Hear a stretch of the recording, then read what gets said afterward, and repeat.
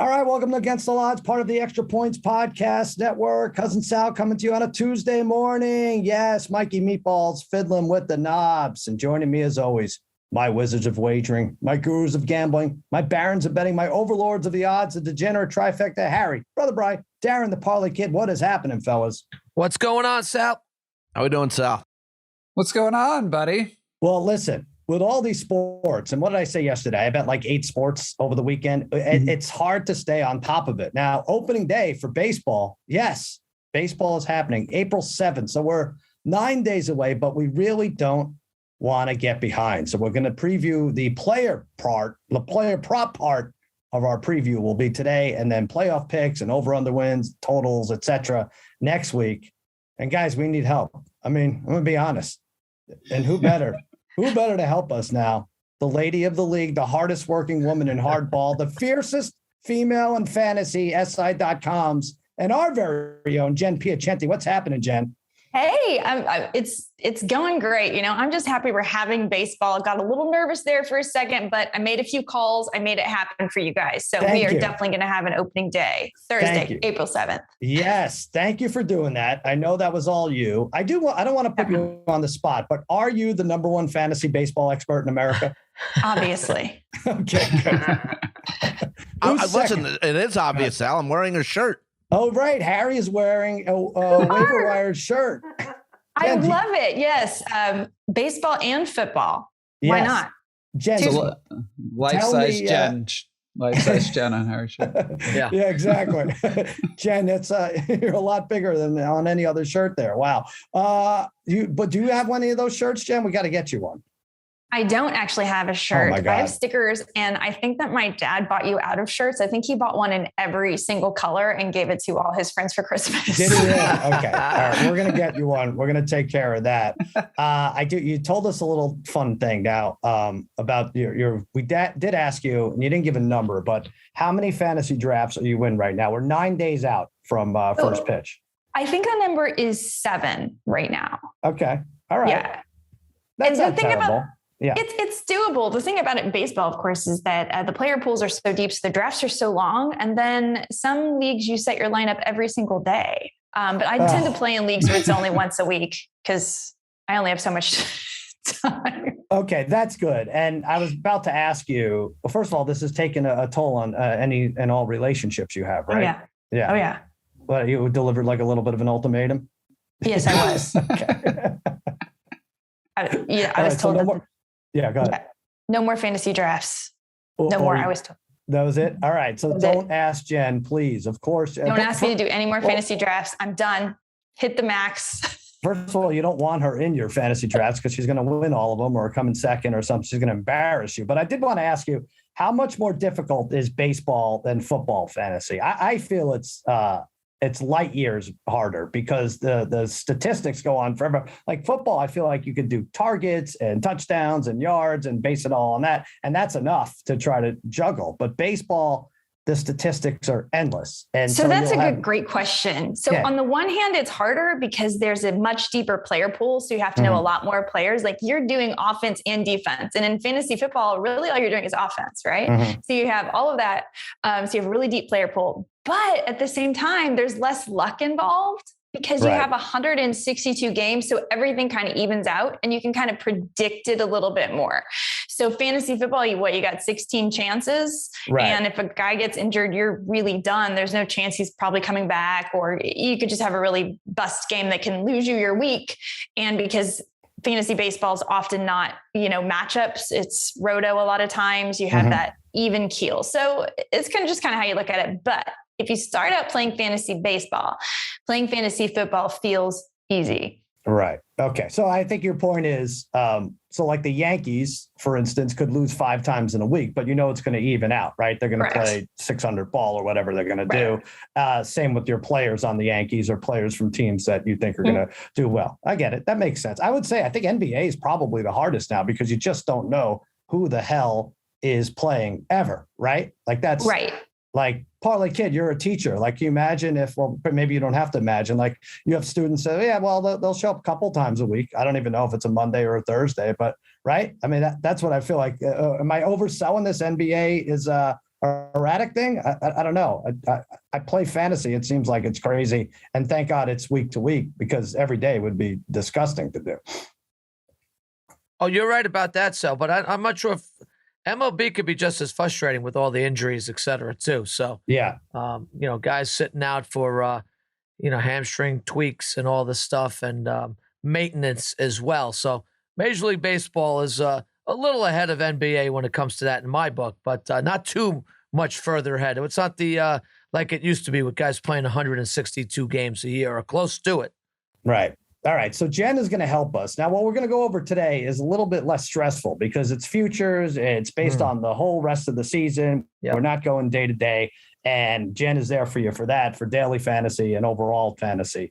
You can check her out. But let's go over what I deem the 7 biggest awards, and not just me. FanDuel does too, because it's the only ones they have up. But right now, for player props, let's go AL MVP. Shohei Ohtani dominated this, won it unanimously last year. He's the favorite, 4-1 odds. Trout 5-1, Vlad 5-1, and then we get double figure guys like Judge and Devers and Wander Franco. I'm going to be boring here. I'm going to go Ohtani. 30 first place votes last year. Nobody had a first place vote other than him. As I said, it was unanimous. The same dudes and dudettes voting every year, right, Jen? He had 420 overall. Vlad had 269. That's substantial. I don't think Trout coming back makes a difference, really, because the Angels kind of suck every year. So it's not like, the Angels wouldn't be this without that. Like, it doesn't really matter. Like, you could kind of come in last place or fourth place and still have an MVP on your team, much like the Angels do. 46 homers, 100 RBIs, 9 wins, an ERA, slightly over 3, 156 strikeouts. It's great. You can take the pitching part out, and he probably still wins. You guys could play around with other odds in case Ohtani gets hurt, but for the foreseeable future, I think he's the guy. I don't mean to scold you, Jen, but whatever you say other than Ohtani is wrong at this point. But who do you have? Well, I took Ohtani last year, and it was great. So that's fine. But I'm not going to pick Ohtani this year. Wow. Okay. Because it's hard to go back to back. Let's just face it, right? Going back to back is difficult, and you're not getting awesome odds. And he has double the chances to get injured because he's also pitching. Now, he's batting leadoff so far, which is pretty exciting. And he's been really good in spring. So I could really lose on this. However, Vlad Guerrero Jr. has said that last year was just the preview to the movie of how good he's going to be. Really? Okay.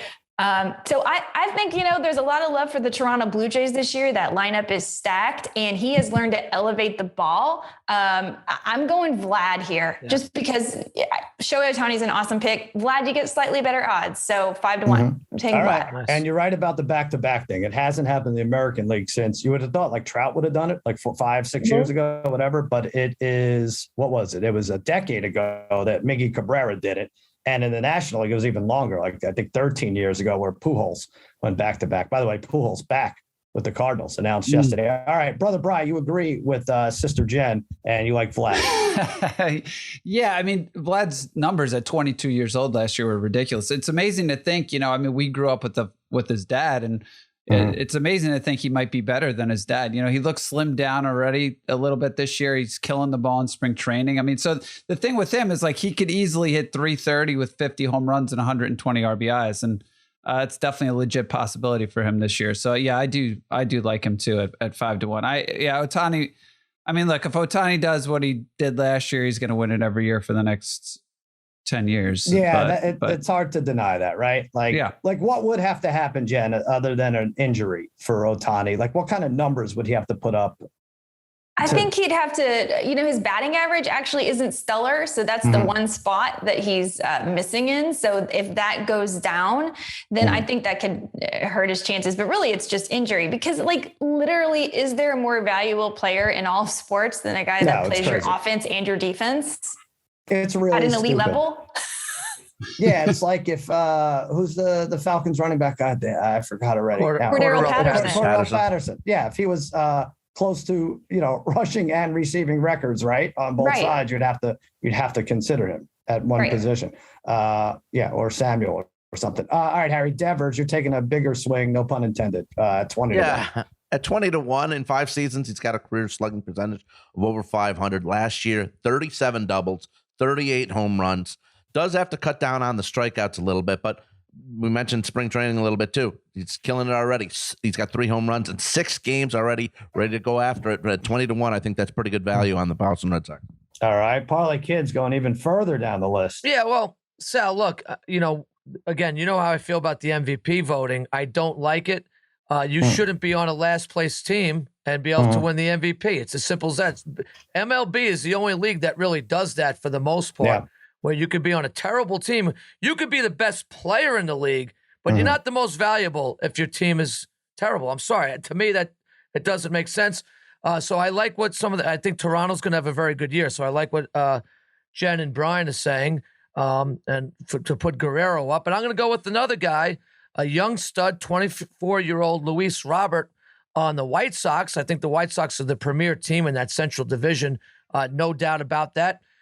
In 68 games last year, he had 338, 22 doubles, 13 home runs. His OPS was 6th in the league if he had qualified and had enough plate appearances for that. He stays healthy. He's a Gold Glove type of center fielder as well, a premier position, playing on maybe the best team in the American League, possible. This guy is only going upwards, this kid. He is a stud. At 30-1, I'm going to take Robert there on the White Sox. Jen, what about that? Does that bother you too, that the best player on not the best team or not the top 3 teams can win MVP? And also, doesn't bother me at all. It doesn't bother. All right. Not at all, because I feel like, maybe the team isn't the best, but how many more games would the Angels have lost without Shohei Ohtani? He literally is the most valuable player because he probably kept them at 500, whereas the other teams had other teams that could have picked up the slack. So I feel the opposite. So wins above replacement is a huge factor for you in a lot of this. Huge. Analysis. I think that really does mean MVP, and that is definitely Shohei Ohtani. When are you going to get a vote, by the way? And if you do, it's a double-edged sword. You can't really talk about things like this. Can we start a campaign for this? I would like to. Jen gets to vote?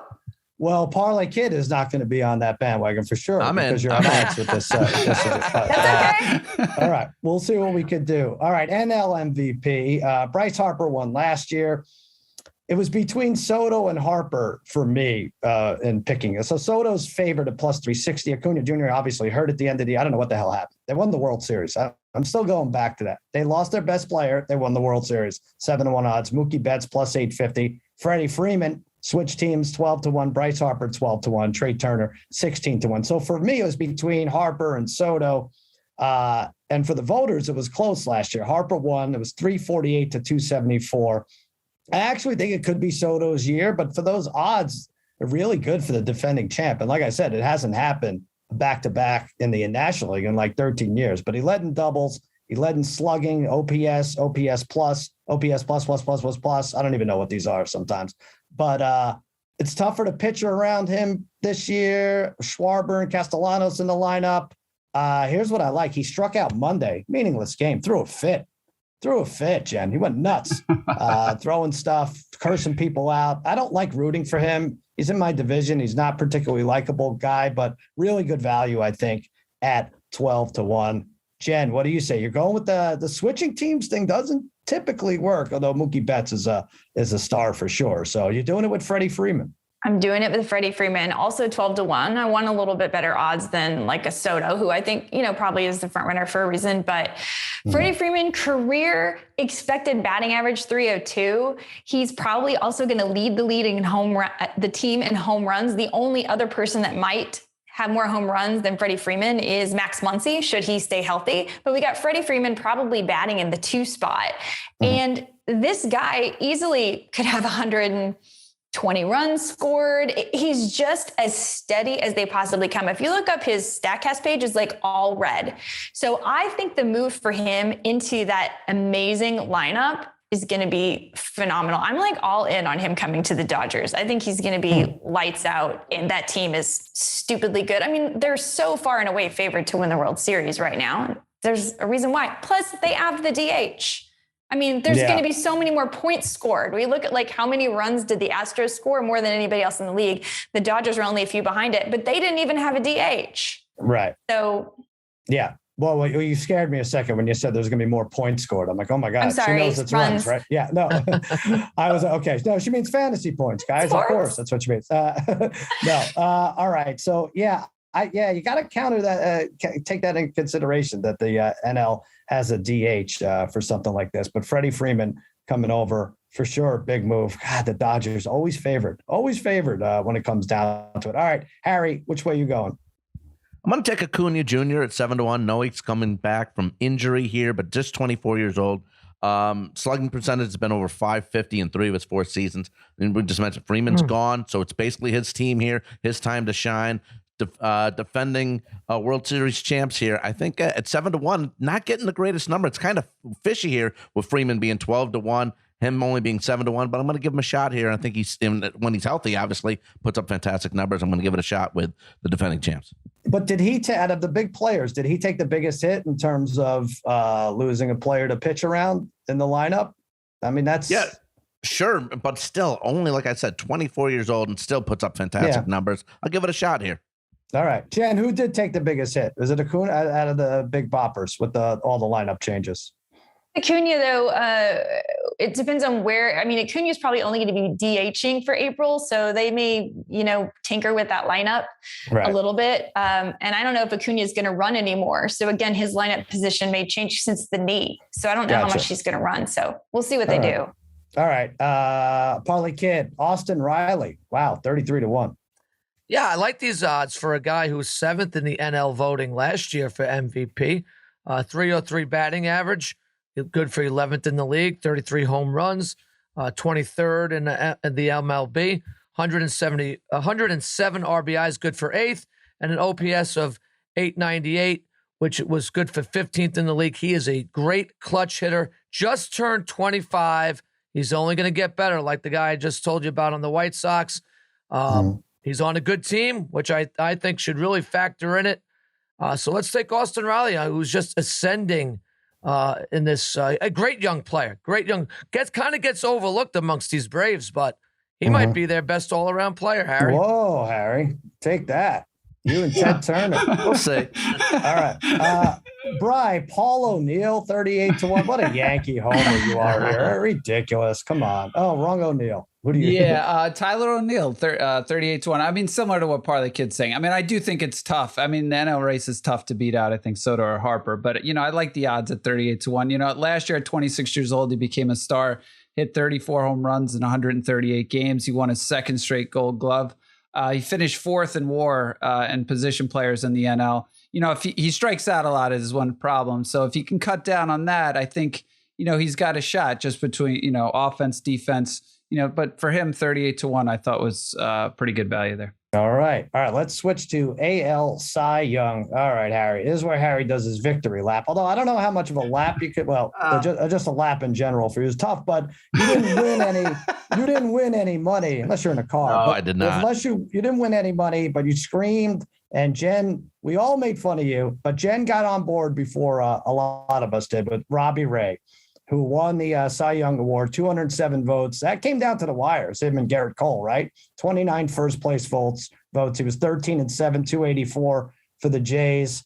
Harry, you're going right back with him. So go ahead. Let's hear it. 15-1 is pretty good. I think he's getting disrespected here at 15-1. I mean, 248 Ks last season, most of his 9-year career. And we always said, Jen and I have said that if he cuts down on the walks and has some control, he will be a force. And that's what happened last year. Opponent's batting average, just 210. Seattle's going to get him plenty of run support. They were in the wild card race to the last week of the regular season last year, I think, and playing in that ballpark in Seattle, he's going to have, there's going to be plenty of 3-2 games that he pitches in. AL Cy Young at 15-1. I think that's pretty good. All right, Jen, let's hear it. I mean, we can make fun. It's more fun when he loses, right? So do you like this pick? No, I can't go back to the well with Robbie Ray. I did like it for last year, though. I did pick him up on the waiver wire, and I got to keep him in my league. I think he's going to have a good year, but he's not going to get the run support he got in Toronto and Seattle or in that park. But it is a better pitcher's park.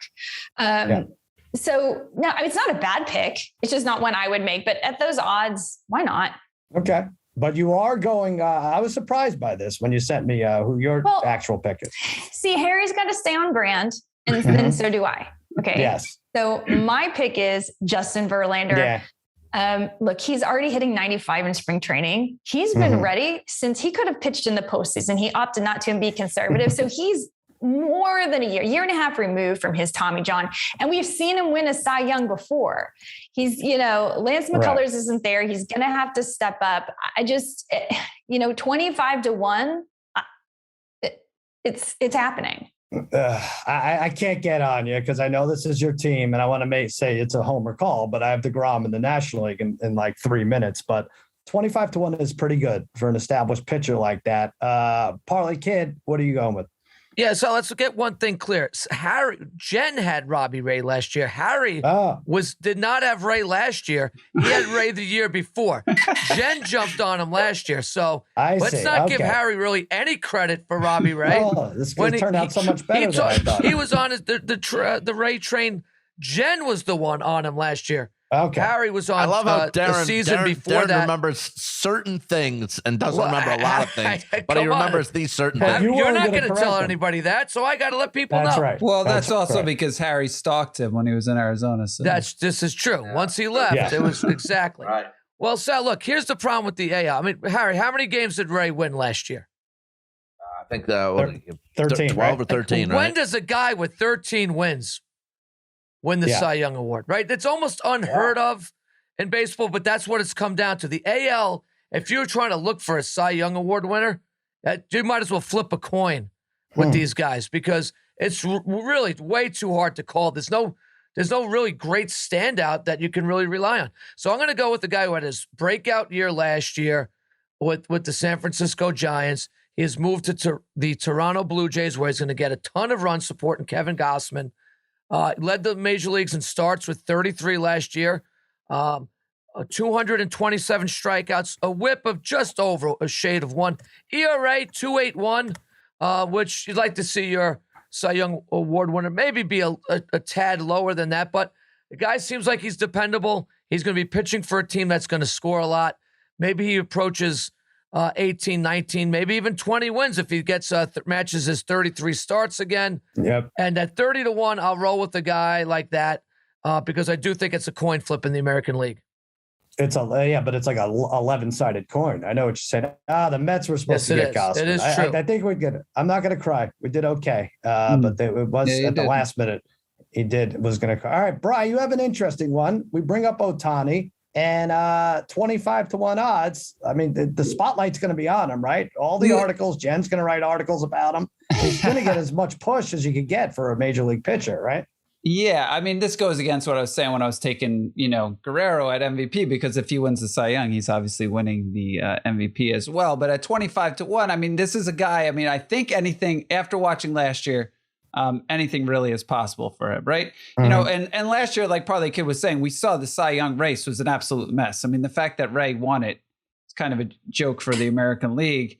But, at one point in time, he was lights out. I mean, Ohtani had a stretch in the middle of the season where he was just phenomenal. I know the question, and Jen can answer this, right? I mean, the question is, can he pitch enough this year? I mean, he only threw like 132 innings. Can he throw, are they still planning on pitching him every 6 games, I guess is the question. Because if he can throw, upper 20s in the games and get to like 180 innings, then I think he has a legit shot here. I guess it's just really going to come down to health or whether or not he just pitches enough. But I do think his stuff is probably better than everybody else in the American League. What do you have him, Jen? How many innings pitched do you have for Ohtani? I mean, probably closer to 150 because what pitchers pitch 180 innings anymore? That's just the way of the league, unfortunately. And it's getting less and less every year. I think only 4 pitchers approached 200 innings last season. Wow. Like 180 used to be something we could expect, and now it's getting less and less. So if I'm the Angels and I have someone like Shohei Ohtani, I'm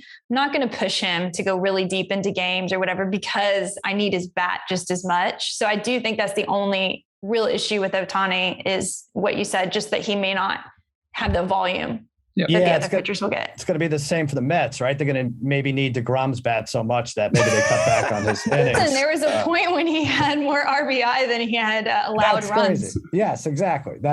We'll get to that in a second. Let me just get my pick. Dylan Cease for the White Sox. I love these White Sox pitchers, right? I lean heavy on Lucas Giolito. And by the way, he had the same record as Robbie Ray last year, 13-7, a sub-4 ERA, 128 WHIP, 226 Ks, which I think was third in the American League. But I had Giolito was my guy last year. I'm bouncing back with Cease. He's 26. I think your Astros beat up on him a little bit, Jen, last year in the playoffs, right? He gave up 3 runs in an inning, and he's now using that as an inspiration. Now, does he get enough starts as the White Sox 3 behind Lynn and Giolito? That's the question. It's all about innings pitched aside from injuries, right? But he'll get his starts. The issue is control. So like he walks people. If you ever watch Dylan Cease pitch, it's really frustrating because I've had him for years in all my fantasy leagues. He's like my favorite late round pick. He's got serious stuff, but 1.38 WHIP, that's not good. So he just got to quit. He's got to strike guys out at the plate. The problem is if he lets them reach, which he does, then his ERA goes up, sub-4, not good enough for a Cy Young. So if he can get that under control, he's got talent. Well, hold on. 1.28 WHIP, not 1.38. Come on. I would never, 1.28. Never, ever look at anyone with 1.38. No, but I think everything you said is right. And that's why we're getting 18-1 odds for him. And that's, I don't know. I think it's worth a shot. As Parlay Kid says, it's kind of a coin toss right there for all this. All right, we can go through this really quickly. National League Cy Young, Harry, you could be cute and pick someone different, but Jacob deGrom at plus 360. I know Corbin Burns won the slimmest of margins last year over Zach Wheeler. We all know that's a farce. Healthy deGrom wins this. I mean, he was done what, Jen? The first week of July. I feel like if he had 5 or 6 more healthy starts, just got to like first week of August, he probably still would have had a shot to win with his ridiculous numbers. Right? Literally half the season, and he finished as the starting pitcher 13. Jesus. Right. Half the season. He pitched like 98 innings. He is brilliant and the best pitcher in baseball, hands down, not even close. Yeah. What are you going to say? I mean, what am I going to do? I'm rooting for him every time he's on the mound, and I don't think anyone else is going to win. And a 1.08 ERA is ridiculous. Like Jen says, there's talk about, you can only do more and more fun things with his stats. Does he have more RBIs than runs he's allowed? Or, it's outstanding. In 5 innings this year, 10 strikeouts. Harry's going to be a jerk and take someone else. But I don't know, Jen, do you have anything else to add? Parlay Kid, nope. I know you like deGrom also. Verbal retweet. Yeah. Yeah, I like deGrom, Sal. Of course I like deGrom. What's there not to like about him? He's on possibly the best team in baseball, right? The New York Mets. They are loaded. Thank you. We'll talk more about that as we go along. Absolutely loaded. The thing I feel bad for deGrom is, look, you could talk about every year. I mean, this guy is going to be 34 this summer. Mm-hmm. He's got 77 career wins. 77 career. Ron Guidry had that in one season for the Yankees. 77 wins? Yeah, it was like 77 wins in 1978. This poor guy's got 77. He's going to be 34 years old. Can they help this guy out? Which I think they have. I mean, they are loaded this year. They are absolutely loaded. So he should win 25 games this year, and he'll surpass 100. But what does deGrom have to win to be a Hall of Famer? Seriously, what is he going to have?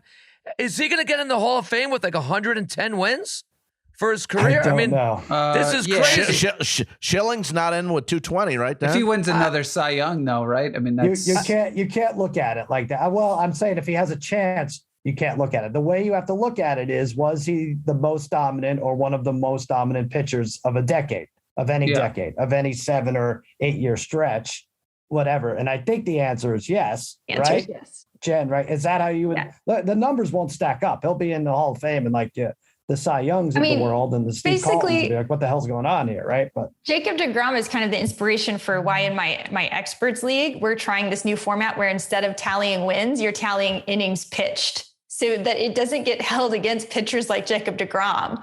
Right. Because he's just so darn good. And I mean, he doesn't need a bloody sock to get into the Hall of Fame. Like he's just that good. I wonder though, I'm seriously wondering how much taking his bat out of the lineup hurts him. I know they worked around, they made a nice lineup in spite of that around them in the 1 through 8 spots, but versus the other 9 hitters, he was vastly more improved, but vastly better, right? Like a superior. Is that the word? I know what you mean. Yeah. Compared to the other pitcher hitting. Yeah. He's like Zach Greinke. He's just an athlete. Right. Yeah. I just wonder. He was a shortstop, right? Came up as a shortstop, wasn't he? There you go. All right. So, Brother Bry. All right, Harry, go ahead. You and Brother Bry being jerks here. Let's hear it. You have no, it's not even that. Of course, DeGrom will win if he stays healthy, but of course he can't stay healthy. I'm going to take a shot with Zach Wheeler at 11-1, 247 Ks last year. Opponent's batting average, best ever for his career, was only 215. 3 months during the season, three separate months, had a 2.08 or less ERA. I'm just going to take Wheeler at 11-1 because DeGrom just can't stay healthy. All right. Brother he's Brian. Injured, Harry, you know that?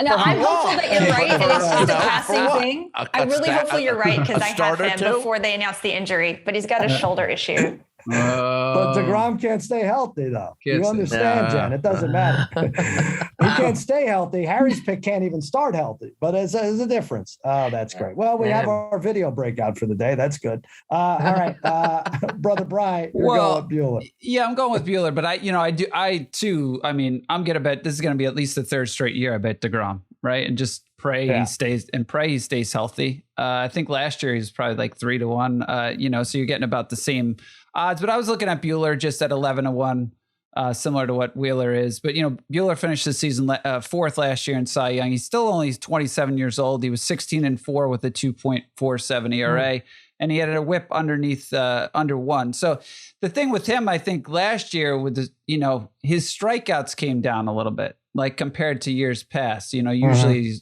but last year was only a little over 1 an inning. If he can increase that back up a little bit, because he was one of those pitchers, I think, that he probably threw around 200 innings. If he can up the strikeouts a little bit more, I think he's going to put himself in the conversation because he's a guy who could easily have a 2.25 ERA and be in that conversation for top 3 pitchers in the NL. I wonder if Bry, though, okay, that's fine. But if this DeGrom bet is similar to how we look at Mahomes for MVP, and Jen, you can weigh in on this too, where if it's 5-1, 4-1, somewhere right there, you're looking at if you are an investment banker, like if you had to advise somebody and say, hey, one of the next 4 years, this guy's winning Cy Young. One of the next 4 years, Patrick Mahomes is winning MVP. Isn't that a decent way to look at it? You could definitely look at it that way. If you plan to be a long-term gambler, right. Yeah. I will say Walker Buehler was my second pick, second in line. He's who I would go to if it wasn't DeGrom. Okay. Well, you know what? You bet both of them. That's what America's a great place to live.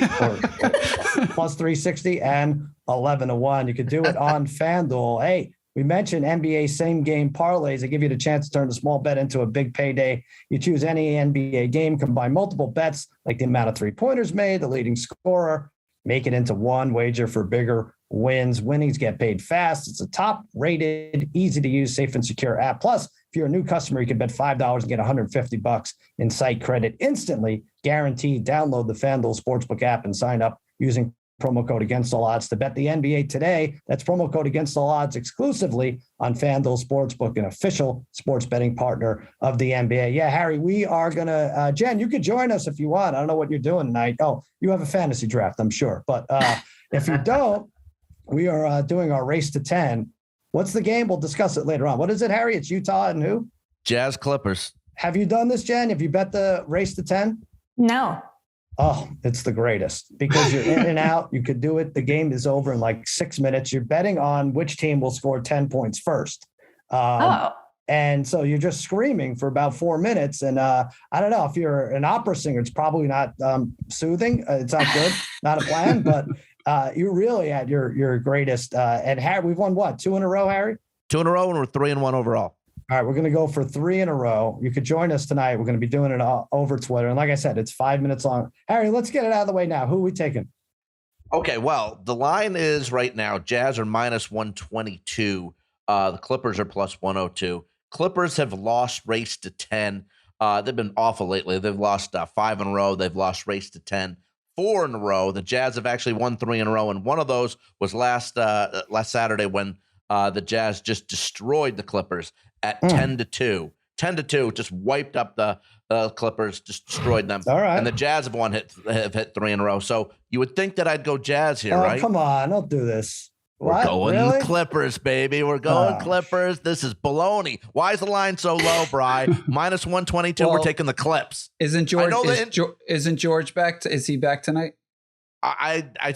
He might be, but also I saw that Mitchell's playing. I saw that Reggie Jackson's not playing. So it's still another player for the Clippers that may not be there, but I'm still going to take the Clippers. What the hell? I hate this, Jen. This is what we Going do. the other way. Too easy to take the Jazz here.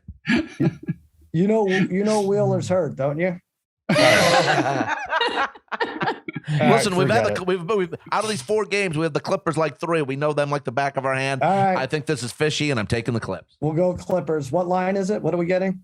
I believe it was plus 102 last time I checked. All right, Jen, you're welcome to join us, but I recommend you sit this one out, and we'll play for someone at home. Plus 102 Clippers. We'll do that tonight. All right, back to the good stuff. National League Rookie of the Year. Does anyone other than Jen know last year's winner of this? Yeah, it was Jonathan India. I said other than Jen. Oh, my God. Yes, it was Jonathan India. Second baseman, 20 homers, 69 RBIs, about the same as the AL winner, Arizarena. Yeah, this is a tough one. Jen, you know what? Start us off here. I feel like these are like really, to Parlay Kid, you talk about flipping a coin, and I'm just trying to compare it to football. I think we thought with 5 new quarterbacks starting that one of them would be the offensive rookie of the year would be a quarterback, and it ended up being Jamar Chase. So, but he was probably 7th or 8th on the list. I don't know. I feel like you could get one of 20 guys winning this, right? Or am I wrong on this, Jen? Correct. There is no clear front runner here. Mm-hmm. The only thing you do is like, you can think about, well, who's going to get the playing time, right? Because the reason Jonathan India won, it's not like his stats were so fantastic. He just had opportunity right out the gate. So when I'm looking to pick Rookie of the Year awards, I'm looking for people that aren't necessarily considered the highest, pedigree prospects that might come up mid-season. I'm looking for people that'll just get opportunity and kind of sneak their way into this, which is basically what happened with Jonathan India. And in the NL this year, there's really just nobody thrilling at all. So I'm going to go and put a bet on a guy with a really cool name, Seth Beer, because who doesn't want to root for Beer? That's right. That's it. But seriously, Parlay Kid doesn't. Beer has like major. Doesn't? No, he doesn't. It's okay. Go ahead. You're rooting for Beer. Those are good odds, though, right? They're good odds. And this is a guy with like massive raw power, which previously, and he doesn't have great defensive skills. So previously, like you would write him off completely. But now with the DH, there's a possibility that this guy comes up and swats 30 something home runs, and with no other competition, even as a DH, he could squeak by. So basically it's just a dart throw, and I like the odds, and I like rooting for Beer. That's right. We can't fault you for that. I will say, I feel like this is where my knowledge of baseball slacks a little, right? Parlay Kid, like we knew every Rookie of the Year candidate when we were growing up. This is the true test. Like, oh my God, I look at these names. Like I don't know if I'm prepared. And then I'm like, and what happens to these guys? Do they disappear? But no, they don't.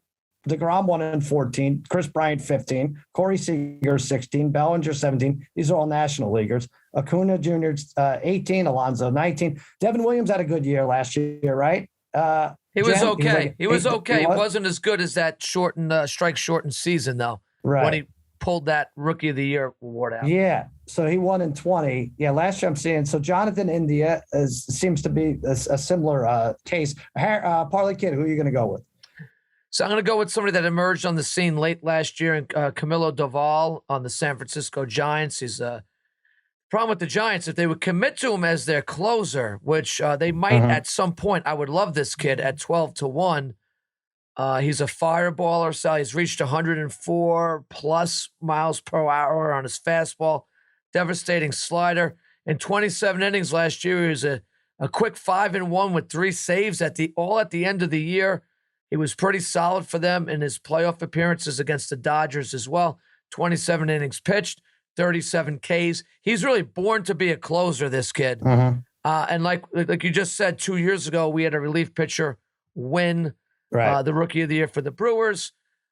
This kid's numbers could be outstanding. And if he ends up getting that closer role, right now there's like a bullpen closer by committee there with Jake McGee and him. And there's other guys even in the mix. But if they commit to him as their closer, which they might at some point because his stuff is overwhelming, and he could get 30 plus saves on a really good team, I'll grab him at 12-1 right now. Jen, what do you hear about him as the closer role? Yeah. It's a good pick. And it's also a good pick for late in your fantasy drafts if you're looking for saves and you aren't sure where to go and you decided not to spend up early. So yeah, I like Milo Duvall. All right. There you go. So you're back on the same page, you two. Nice, I like nice. it. All right. Harry, go ahead. Joey Bart, 17-1. Yeah, catcher for the Giants as well. Look, he drafted second overall 2018 draft out of Georgia Tech. He was the ACC Player of the Year that year. He batted .359, and last year he played at AAA Sacramento, batted .294, and in 67 games had 46 RBIs. And Buster Posey just retiring, maybe he gets a decent amount of playing time. Jen doesn't like that one, but all right. No, I'm okay with that one. I mean, he kind of underperformed last year, but I took him in drafts because, yeah, he has the spot, the ability, no Buster Posey, and he was a top prospect. So I'm kind of hoping you're right, Harry. I should mention O'Neal Cruz is the favorite at plus 350. Your guy, Bry, is second favorite, Suzuki. Say Suzuki. Yeah, O'Neal Cruz, he's the giant kid, right? He's really tall. And when Parlay Kid, though, that struck something with me when he was saying 104 miles per hour. Are these radar guns wrong now? I just feel like everybody. I mean, yeah. I say the funny thing was there was a college game the other day and the guy was throwing 100. The announcer kept saying 104, and then on the TV it was showing 100 miles an hour. Like it was always off like 4 miles an hour. So I always find that funny. But yeah, I was looking at Suzuki. I know it's not at 4-1 maybe. I mean, I think Jen, I would definitely lean on Jen for this because I do think you can find like a diamond in the rough here for some of these odds. But, just looking at Suzuki, who's one of the top international free agents this summer or this winter. I mean, in all honesty, I don't know if like a professional Japanese player should be able to win the Rookie of the Year. I'd probably say they shouldn't be, but this is a guy who's 27 years old. He's a five-time All-Star from Japan. He hit 38 home runs last year. Great discipline at the plate, and he's a really good defensive outfielder. So, all things considered, I think, he has like a head start on some of these other guys. How old is I he? don't know if 27. 27. Interesting. Yeah. But I mean, it's like Obi Toppin winning Rookie of the Year, right? That's kind of like you and I. Whoa. All right, I'm taking I don't know, Bryson Stott. Shortstop. Why am I rooting for too many Phillies here? Shortstop, 20-1 odds. He's a Vegas guy, Harry, UNLV, almost to 400 OBP in the minors. And I think he's going to open the season at shortstop. He's been, turning heads enough to push Gregorius, who I think had minus 12 defensive runs saved in the 2 seasons with the Phillies. He'd be at third base. I don't know. Are you hearing anything about that, Jen? This guy could start? Oh yeah. There's a lot of question marks. So, with all these rookies, who knows? It's a gamble. Well, Harry, did you give us yours? Yeah. Oh, okay. All right. Michael, cut that out. All right. Yeah. The weird thing with this is like, I think there were like 3 Cardinals, like Dylan Carlson. Did you take him, Jen, last year? Or did I don't remember who took him. I might have. I like Dylan Carlson. He didn't do bad. It was probably 1865, 266. Yeah. It's just a crapshoot there with some of these guys. All right, let's go to the AL. Like I said, Randy Arozarena won. That doesn't seem like last year, right? Because he had such a impactful performance, right? 2 years ago, I guess it's still. Yeah, that's right. He was around. But AL odds, you got Bobby Witt Jr. I know a lot of people like him, plus 270. Spencer Torkelson, 5-1. Julio Rodriguez, plus 550. And then it goes on. Jen, who are we missing here? Jeremy Pena. Plus 2,500. So Bobby Witt, obviously the clear favorite. He's already mashing in spring training. Everybody's been waiting for Bobby Witt Jr. People are already overpaying for him in fantasy drafts, and he absolutely could be a stud, right? Mm-hmm. But there's no value there. Like, what fun is that? You wait all season to get 2.5 times. It's no fun. So I'm going with Jeremy Pena. I'm following up on what I said earlier. I'm going with someone I think is going to walk into an everyday job. And if Jeremy Pena comes in and has an everyday job on one of the best teams in baseball with the Astros, he just has a path to win this. He's really, really good defensively. He has plenty of pop, so he could easily hit 25 home runs, save some games for them with his defensive play. And I think that there's a pathway there. Whereas Bobby Witt Jr., with all that, hullabaloo, he could still go on a slump and get sent down. You never know. So I'd rather take the value. And so I'm going Jeremy Pena, 25-1. This is sad. This is getting sad. The homerism. You're smarter than this. You're smarter. Who do you really think is going to win? It probably will be Bobby Witt Jr., but there's no fun in that. Well, it could be Adley Rutschman. Brian thinks it's fun too. He's going Pena as well. Yeah, it might be a homer pick, but yeah, I like it too. All things out of Houston is he's going to be a star. I guess it just depends how loud the garbage can is, right? No, shoot. Sorry. It's fine. I'm sorry. But no, it's weird. It is weird. It's funny when I was looking up this kid. It's funny. He played at the University of Maine. That's you would not think from Maine would be a good Not baseball player. Not too many. But yeah, he hits for average, has good discipline. He has speed. And like Jen said, he's a great defensive shortstop. So, he has a really nice swing. I was watching some clips of him. He definitely has power potential. I don't know if you'll necessarily see that much this season, but he'll have some, maybe 15 home runs. But I think, 25-1 in this good lineup. He's going to probably put up some good stats. So I like that. I do like that pick, John. Like I said, so what won it last year? 20 and 69. So that's basically what you got, respectable average, not even over 300 you don't need, because in both leagues it was 20 and 69, kind of won home runs. RBIs right in there. All right, Harry, you wrote down Watt at plus 250. I think you meant Witt. And it's the texting sometimes, Yeah. But listen, I'm gonna take Witt at he is the favorite at plus 250 playing shortstop for the Royals. Great pedigree. His dad had 142 wins, and by my math, it's almost double of what DeGrom's going to have at 34 years old in terms of wins. But anyways, Witt. Okay, 21. so Witt Jr. should win because his father had twice as many wins. Well, also as because maybe last year in double and AAA, he combined for a 290 average, 33 homers, 97 RBIs, and 30 stolen bases. So that's why I'm going to probably take him playing shortstop for the Royals. All right, Parlay Kid, safer somewhere in between the favorite and 25-1 Riley Green. Right. Yeah. And pretty sure Witt's father was a very hyped prospect as well, and never really lived up to what he was hyped to be. A decent pitcher, but never as great as he was told to be. Riley Green, Detroit 10-1, 21-year-old. You know what, Sal? I wouldn't even thought of this kid just because I really don't know a lot of these names, but I happened to be watching the Yankees spring training game yesterday, and I see this kid, they were talking about him. And sure enough, on the same at bat, he hits one out against the Yankees. Smooth swing, about a 6'3", 200-pound lefty who can really do it all. Hit 300 in between double and AAA last year, 24 home runs, 80-something RBIs, draws walks like they like them to do these days. Stole 16 bases, was caught one time. So he's a great all-around player. He's going to be afforded the opportunity probably to play center field every day for the Detroit Tigers. So even if he gets off to a slow start, he'll be able to, maybe work his way out of it. Whereas some of these guys who are on more hyped teams, they get off to a slow start. They, sometimes they have other guys that are nipping at their heels for their playing time. I like this kid Green, the number 5 ranked prospect on MLB.com. Right behind his teammate Spencer Torkelson, as you mentioned before, too, who's also going to be playing for the Tigers as well. Yeah, Green at 10-1, right in the middle. Gonna be a heck of a player. What's great about this, or maybe confusing, makes it impossible to pick, is you're like we've all said, we're coming at this from different angles, right? So like Witt will start, right? And then you got guys who may push someone out of a lineup, but may not, or may, make the rotation, or may be the closer. We're not sure.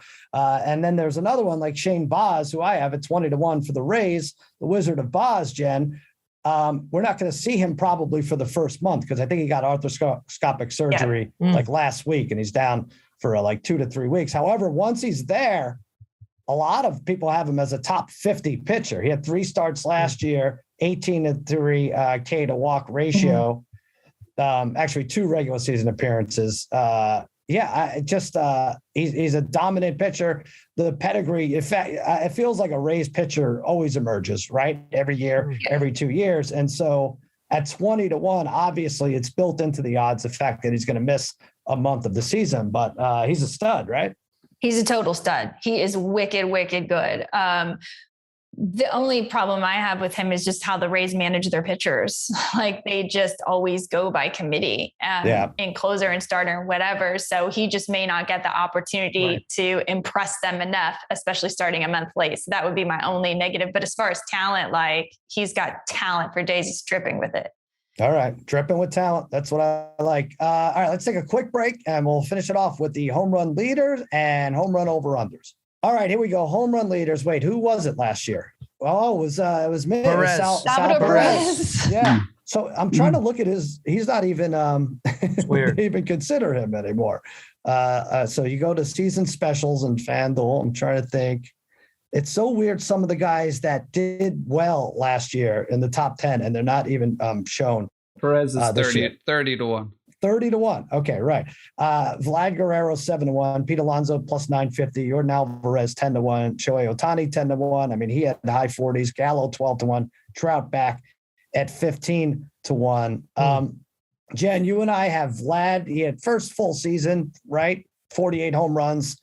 All the respectable fantasy projection sites have him between 40 and 49. I think he and the team have a chip on their shoulder. If he wins MVP, I'll lose that bet, but likely win this one. I get he's not as protected in the lineup with Simeon going to Texas, but Simeon was like the fourth best bopper in that lineup. Yeah. Vlad, Springer, Teoscar Hernandez surprised everyone. 7-1, I think, is good value for someone who really should be in the high 30s, somewhere between high 30s, low 50s. That's his range, basically, right? If he stays healthy. What am I missing, Jen? You're not missing anything. He's going to win the home run contest. There's no question. He's just the best. Like his swing is the best. He's probably the best hitter in baseball right now, pure hitter. And he's so young and he's in a talented lineup and he's in a ballpark that is good for hitters. So he's going to win it. Like there's no question about it. He's already won. All right. Parlay Kid, we will allow you one homer pick because Jen had 7. So we'll give you one. with Judge. Yeah. Well, Sal, I think in terms of just raw power, next to Guerrero, who he really is a phenom. Aaron Judge, we get to watch him every day. If he stays healthy, and he was pretty healthy last year, he's going to hit probably 40 minimum if he plays almost every day. If he gets, on a little bit of a roll like he did, really going back to his first full season when he hit 52, he can certainly approach those numbers again because Judge is just not a power hitter. He's a good hitter. He hits the ball, especially for power, to all sides, left, center, and right. And, he could take advantage of that right field porch in Yankee Stadium at times. This bet will be better for me if he doesn't sign his contract extension before the season starts. They're trying to work something out from what I understand. But if I think it's like he's getting playing that 1-year deal and it's a show me type of, season for him, he's going to have to stay healthy and produce. And if that's the case, I really like him. So I'll take Judge at 15-1. He's got immense power and he's just a very good overall hitter.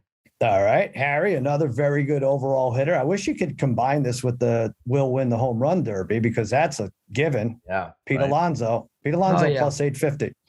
Yeah, I'm going to take him 2 full-length seasons in Major League Baseball. He's got 90 total home runs. And more than anything else, maybe I just jinxed him too, Sal. But maybe I jinxed the Mets. Maybe I just jinxed Alonso for you. But I'm going to take Alonso at plus 850. All right. Brian, you're going with a long shot. Jimenez. I'm going with Eloy Jimenez at 41. Last year, I think when Jen was on this, I gave him out at 18-1, and then I think he tore his pec or ruptured his pec the next day. So it's without him. So, but he came back later in the year, and he had 10 home runs in 55 games, and that's coming off. That's on pace for 30 home runs, but that's with a torn coming off that injury. The year before, he had 14 home runs in 55 games, 31 home runs in 122 games the year before that. This is a guy. if he ever is healthy, I mean, he will hit 40 home runs. I mean, he's going to hit 40 home runs if he's healthy, and he puts him in the conversation, right? And you get him at 40-1, which is much better than what I got him at last year. And we know how these things happen. Like I had him last year, probably will have a better year this year. 41. This is a fun one to take a bunch of stabs at, right, Jen? Like we could put the bulk of our money on Vlad and then just sprinkle it out, much like roulette style on some of these other, like who Jen do you like in the 30-1 plus range? Like, well, where's Jordan Alvarez just to have another homer pick in there? He's 10-1 He's not. Yeah, he's like too 30. favored. Yeah. God, who else could do it? Austin Riley. I'll read you some 30-1 odds. So Sal Perez, the defending champ. Sal for sure. Giancarlo Stanton, Chris Bryant, Tyler O'Neill, Eloy Jimenez, Austin Riley, Juan Soto, Jose Ramirez, Alex Bregman, Nolan Arenado, who I know you know, like Freddie Freeman. You said he'd probably lead the Dodgers. You can get 50-1 for him. Castellanos is 50. Schwarber is 50. Yeah. Okay. Castellanos is a good one. That's the one. In that ballpark at in 50-1. That's a good call. Yeah.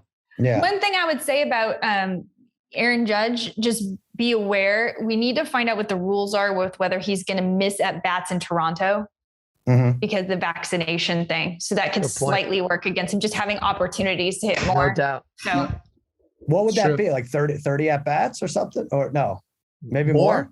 Is it 9 games? Probably 35 at bats, probably. Yeah. Wow. All right. We should look at that. By the way, speaking of the Castellanos, you think this is a pet peeve of yours, Jen? You hate the whole Castellanos the announcing thing. What is you that? guys, that joke is done. Explain it's over. That. Stop. Everybody that does it thinks they're so witty. Like it's yeah.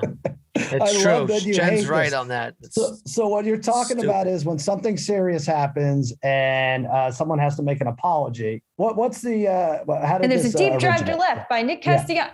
Yeah. Okay, we got it. Yeah, did anybody do that with Will Smith yet? Yeah, did nobody Will Smith? Yeah, I saw that. They did. Why don't you do it, Jen? You do that. You'll get like 400 likes, and then you'll be back on the board. You'll like. I should. Maybe I can get a blue check mark. There you go. Oh, that's it. By the way, that's our goal. Forget the Hall of Fame vote. Blue check mark for Jen Piacenti and the rest of you guys for sure. It's been too long. All right. Now here's one of my favorites: the home run over under bets. I think we should be taking unders for all of these. Right. I like doing it for the older players. FanDuel right now only has about 30 of these up. But I love doing it with the older players, taking under for Pujols, taking under for the Cabreras of the world, because they don't, first of all, people love betting overs. So they bake that into it. They're going to make it higher than they normally will. They don't factor in injuries, right? They don't factor in players coming out of games that are blowouts, not as much a big deal in the Major League Baseball as in the NBA. They probably don't factor in extra innings also, which is but whatever. The things I mentioned earlier, I think are bigger factors than those. Jen, right? Wouldn't you say unders? Like how many times have you gone over and like, oh my God, I'm not even close. This guy got hurt in May and now I'm cooked, right? It's much more likely that it goes under. In my opinion, yes. I was looking at these lines and they're all really tight. Like they're all like almost exactly what they're projected, and that's what they're good at. So in that case, I'm going to take the under.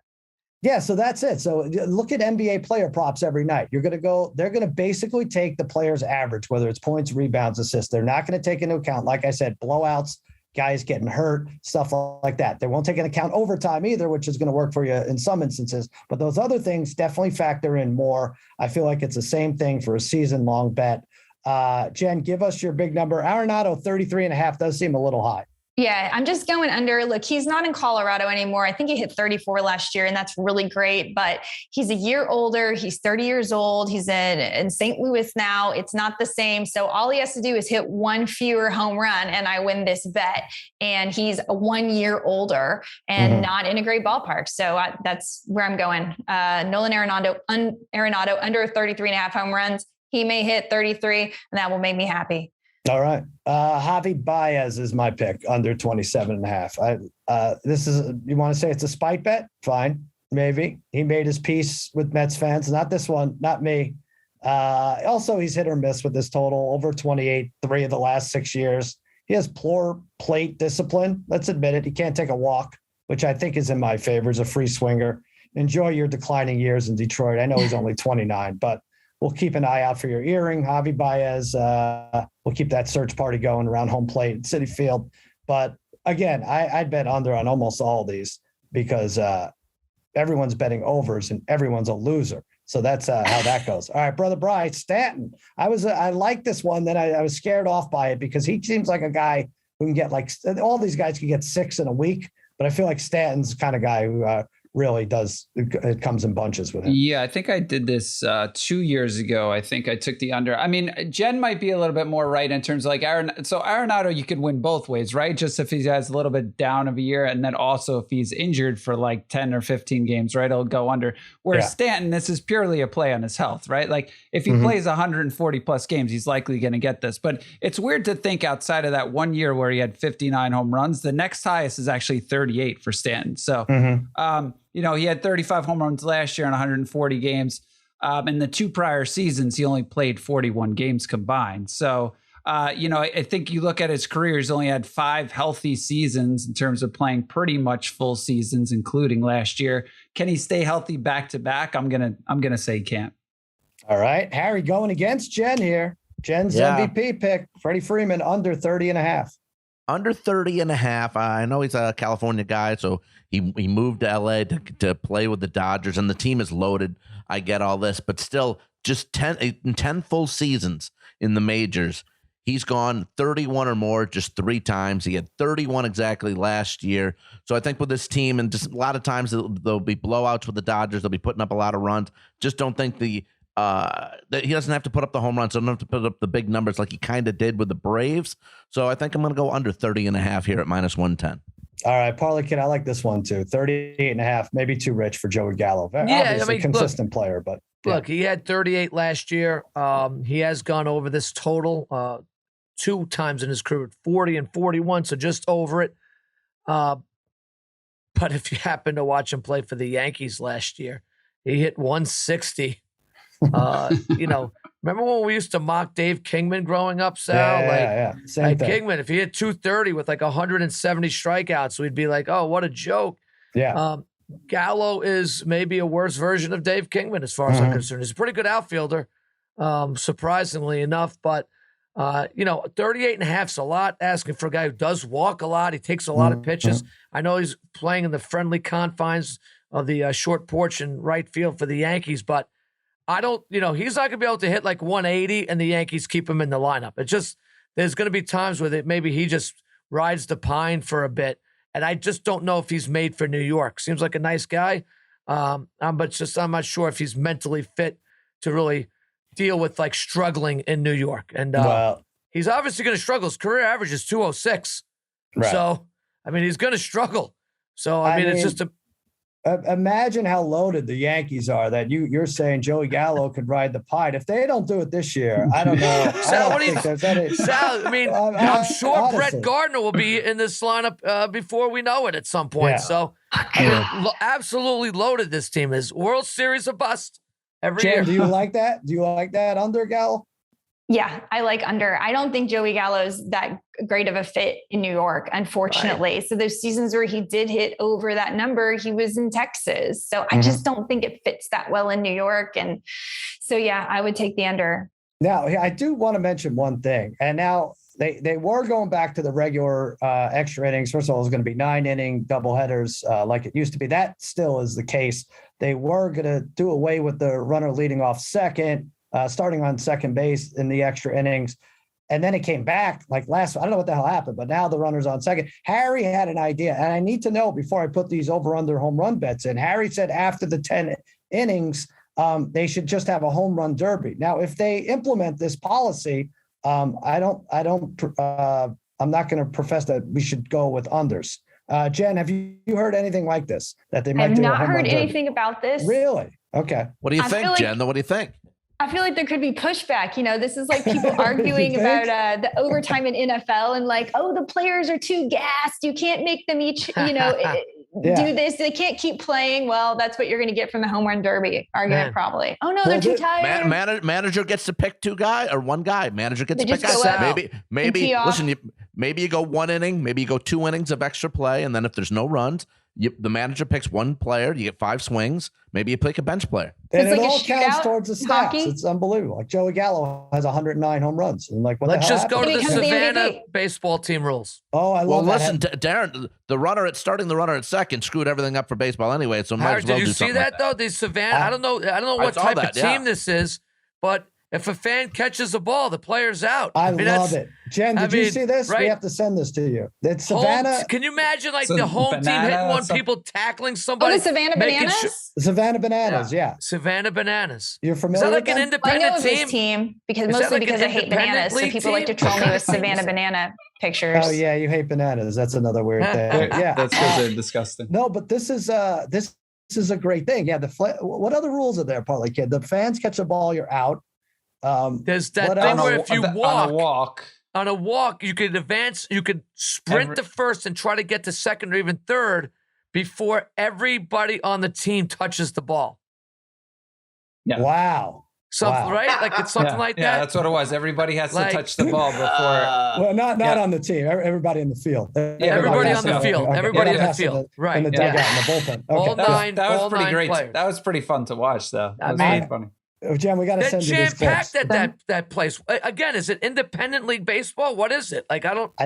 I think it is. We'll have I to think, figure it I out. think it's It's just got to be. It's gotta Amazing. Be. They're like gotta They be. must places get like free beer. I don't know. Free man, beer. man, it's awesome. Jen hates bananas, so she won't even watch the clips, but we're going to send them to you. Anyway. All right, Jen, now here's what's going on. The podcast is over, but I do want to mention I'm going to give you a free bet on one of your picks. Now, this worked for wow. young Tate Frazier. Tate Yes, it did. dazzled us last week with his college basketball knowledge. I said I'd give him a free bet. He said Nova to make the Final Four. Boom.